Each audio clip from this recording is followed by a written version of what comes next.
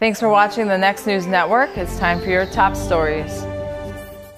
The U.S. Preventive Services Task Force has issued a recommendation that all Americans between the ages of 15 and 65 to undergo screening for HIV, the virus believed to cause AIDS. Dr. Doug Owens, a professor of medicine at Stanford University and a member of the task force, notes there are an estimated 50,000 new infections each year and says that early detection and treatment are the most effective way to treat the disease. At this point, the AIDS screening would be voluntary. Lars Christensen, head of Saxo Bank, warns that European politicians will increasingly choose the easy option of confiscating assets from bank accounts of the wealthy rather than cutting spending or increasing taxes.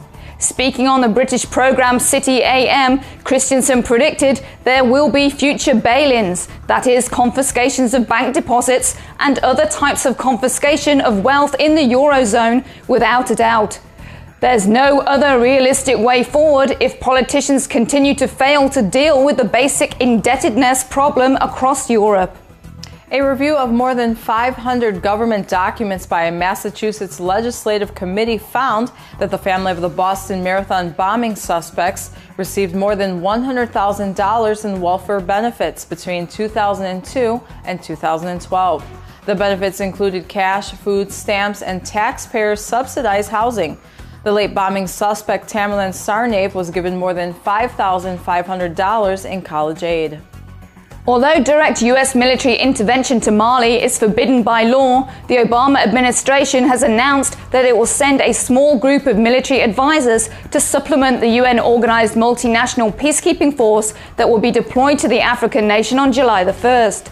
Mali's democratically elected president was deposed by a coup in March 2012.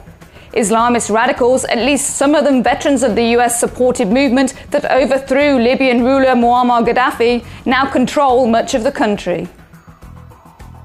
Earlier this year, police in Cleveland fired 137 shots into a vehicle driven by 37-year-old Timothy Russell, following a 19-mile high-speed chase.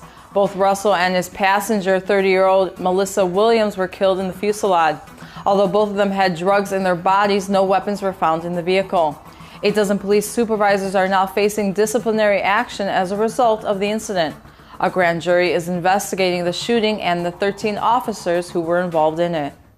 You're watching the Next News Network.